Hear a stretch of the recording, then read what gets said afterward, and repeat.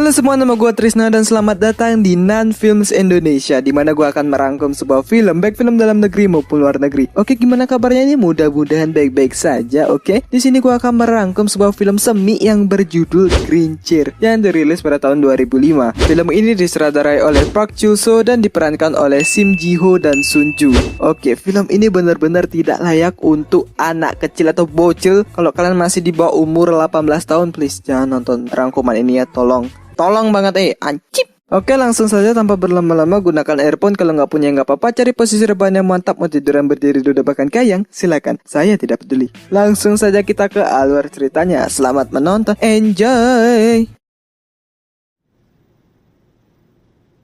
Di awal scene terdapat dua orang yang tidak menggunakan pakaian selai pun, dan si wanita bertanya, apakah ini pertama kalinya? Si cowok menjawab, iya, aku sering colai dengan temanku. Si cewek berkata, bukan colai anjim, tapi ngeos. Mereka berdua pun skidi papap, dan film Kursi Hijau pun dimulai. Ini film baru mulai langsung main aja anjim. Film apa ini cok? Ternyata pria tadi masih di bawah umur dan wanita tersebut merupakan janda. Oleh karena itu ia ditangkap karena melakukan skidi papap dengan anak di bawah umur. Nama janda tersebut adalah Kim Won Hee. Ia pun ditanya-tanya oleh polisi di sana. Lalu ia disuruh menulis alamat di mana ia akan tinggal selama kerja sosial. Oh iya, kerja sosial itu semacam hukuman untuk para tahanan sebagai syarat pembebasan ya. Pada saat pergi dari sana, para wartawan menghampiri dirinya karena ia adalah anak dari ketua asosiasi para nelayan. Ia pun merasa risih dan pria yang di awal scene tadi menghampirinya. Nama pria tersebut adalah Hyun dan mereka berdua pun berpelukan. Setelah itu mereka berdua pun pergi dari sana. Pada saat di perjalanan ada polisi di ujung jalan. Mereka pun berhenti karena si Hyun belum mempunyai SIM. Pada saat memasang sabuk pengaman, tiba-tiba Bu, anaknya nonton bokep, Bu. Ngapain tuh, Anjim. Ternyata ia hanya lapar. Kenapa harus desah gitu lu? Kalau laparnya ngomong bilang lapar, nggak usah desah gitu. Kan jadi Johnny berdiri tegak nanti. Cuk! Sebelum makan, Hyun pun memberikan pakaian kepada Si Moon Hee. Mereka berdua pun makan. Pada saat makan, mereka berdua sangne dan berciuman. Pada saat berciuman, terdapat seseorang yang memotret mereka berdua yang sedang berciuman. Dan orang yang memotretnya adalah orang dari kepolisian yang memantau Si Moon Hee menjalani hukumannya. Karena kesal diikuti, ia pun mengikat orang tersebut. Lanjut di perjalanan menuju ke sebuah hotel karena sudah sangne berat. Adegan skidi papa pun ditampilkan secara eksplisit yang akan membuat video ini beresiko dihapus. Singkat ngeos, mereka pun menuju ke tempat di mana Moon Hee seharusnya, bukan di dalam hotel terus skidi papap selama 15 menit di dalam film ini. Kalau 1 jam jadi Jepun aja. Tapi si Moon Hee pergi sendirian karena mengingat bahwa ini salah. Aku dipenjara gara-gara ngeos dengan anak di bawah umur, dan pergi meninggalkannya sendirian.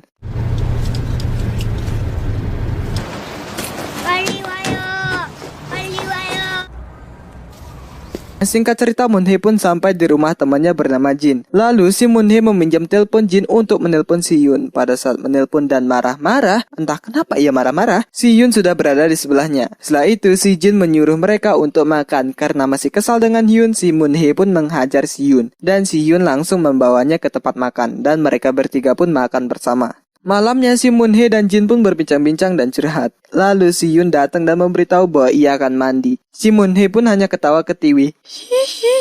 Cuk, ngapain ketawa anjing? Esoknya si Moon Hee pun menuju ke tempat kerja sosialnya di sebuah panti jompo. Shin berpindah ke Jin yang merapikan tempat tidur yang berpindah posisi. Ia pun rebahan dan mencoba keempukan kasur tersebut. Tiba-tiba Shin berpindah ke Hyun dan Moon Hee yang lagi skidi papap. Nani? Karena kurang srek dan kurang nyaman dengan posisi kasurnya, ia pun memindahkannya ke lantai. Begitulah asal mula posisi kasurnya seperti itu.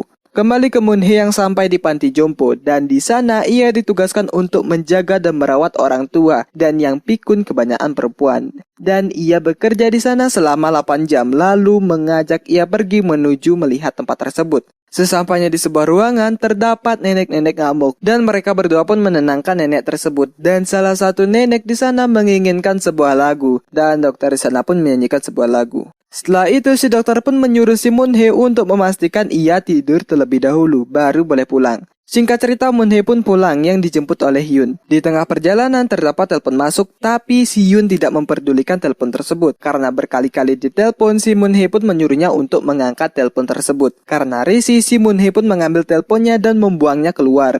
Dan yang menelpon Hyun adalah seseorang wanita. Si Moon-hee pun menyuruh si Hyun berhenti dan mencari telepon yang dibuang karena ditakutkan orang tua si Hyun menelpon.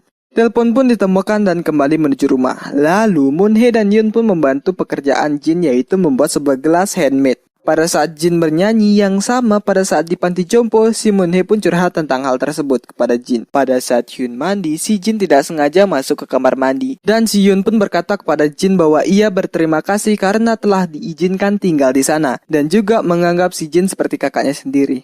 Yang mandi pun berganti. Setelah itu si Hyun menanyakan di mana letak paku dan palu pada saat Jin mandi. Pada saat mengobrol mengenai kasur, si Jin mengatakan bahwa ia suka ngeos dan adegan segini papa pun berlangsung. Gila, dua rasa acim. Yaudahlah. Selesai itu si Hyun yang kurang puas dengan Jin, ia pun ingin mencium memel milik Moon-hee. What the hell man? Ikut dong acim.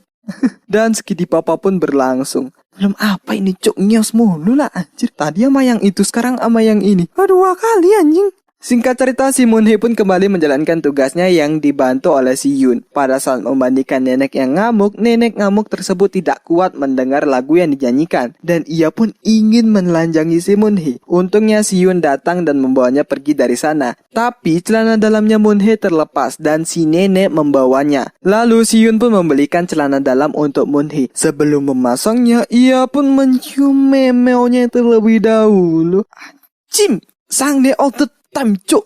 Apa ini? Belum apa anjir. Gimana-mana, pasti aja ngeus anjing.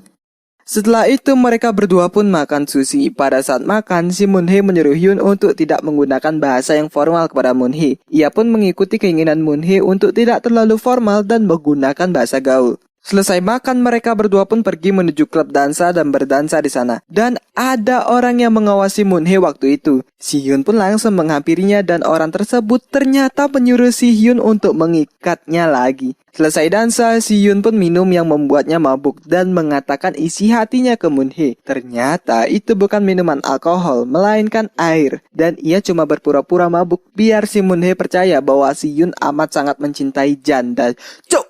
Pada saat ketahuan berpura-pura, terdapat telepon masuk dari panti jompo. Sontak ia menuju ke sana. Sesampainya di sana, nenek yang ngamuk sekarat karena ditabrak mobil. Ia pun diomeli oleh dokter di sana karena tidak becus mengurus nenek-nenek. Dan dokter juga menunjukkan cangcut milik Moon-hee yang waktu itu nenek ngamuk mengambilnya. Lalu si Hyun datang dan Moon-hee langsung menyuruhnya pergi. Karena hal tersebut, si dokter mengira si Hyun dan Moon-hee melakukan adegan skidi papap di depan nenek ngamuk. Mendengar hal tersebut, si Moon-hee langsung melayangkan tangannya menuju pipi si dokter. Karena kejadian itu tidak benar ataupun hoax. Setelah itu, si Moon-hee pun meminum obat tidur untuk menenangkan kejadian yang barusan terjadi. Beberapa hari berlangsung, si Hyun dan si Jin pun berbincang-bincang mengenai seberapa besar cinta si Hyun kepada Moon-hee. Tiba-tiba skidi papa pun berlangsung si Hyun dengan si Jin. What the fuck? Baru saja tadi bilang cinta sama si janda, kok mainnya sama yang lain? Emangnya kalau sang nih gak pandai cinta, langsung aja gas kenco anjim. Karena hal tersebut, si Moon-hee pun gelisah dan terbangun. Mendengar si Moon-hee memanggil Hyun, mereka pun langsung menggunakan bajunya. Dan si Moon-hee langsung mengajar mereka berdua. Mereka berdua pun langsung menenangkan si Moon-hee dan beralasan cuma mimpi si Moon-hee doang. Pinter kali Anda beralasannya. Lalu si Jin memberitahu Moon-hee bahwa si nenek ngamuk sudah membaik dan mengganti sejumlah kerugian. Lalu si Jin pun menyarankan si Moon-hee untuk membuat sebuah pesta untuk Hyun yang akan menuju umur dewasa, serta mengundang mantan suami Moon-hee yaitu Jonggu, orang tua Hyun, ibunya Moon-hee dan beberapa orang lainnya. Mereka berdua pun setuju untuk melakukan pesta. Pesta pun berlangsung dan semua orang datang. Ada orang tua Hyun, mantan suaminya Moon-hee yaitu Jonggu, ibunya Moon-hee, polisi, nenek, dan dokter. Serta orang yang waktu itu menelpon si Hyun. Selesai makan, mereka semua pun mengobrol mengenai hubungan si Hyun dengan Moon Hee. Dan Hyun membuktikan kepada kedua orang tuanya bahwa ia layak untuk hidup dengan keinginannya sendiri. Dan juga menunjukkan kepada mantan suaminya Moon Hee yaitu Junggu bahwa ia bisa menjaga si Moon Hee dengan baik. Setelah itu, umur si Hyun pun sudah dewasa. Orang yang mengawasi Moon Hee pun datang dan menyuruh si Hyun untuk mengikatnya lagi. Tapi karena si Hyun sudah dewasa, ia pun tidak melakukan itu lagi dan mengajaknya masuk ke dalam untuk makan. Suami Moon Hee pun menyerah dan percaya kepada Hyun bahwa ia bisa menjaga si Moon Hee dengan baik. Dan di ending mereka pun berdansa dan berciuman. Film Kursi Hijau pun selesai.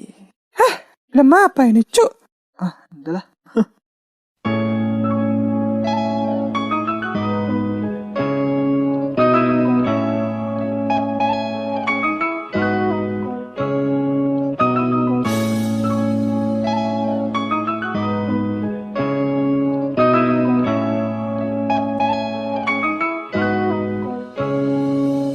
Yap, begitulah alur cerita atau rangkuman dari film Grinch. Filmnya sangat merusak moral bangsa, anjing.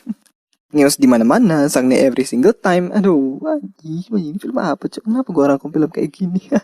Oke, amanat yang bisa diambil dari film ini nggak ada gitu. Menurut gua nggak ada amanat yang bisa diambil gitu. Masa ya pesan moralnya cintailah janda, kan anjing banget gitu. Ya tahu janda menggoda tapi nggak gitu juga gitu. Ini udah pasti dolar kuning nih kayaknya, ini video anjing ini. Emang BGST ini.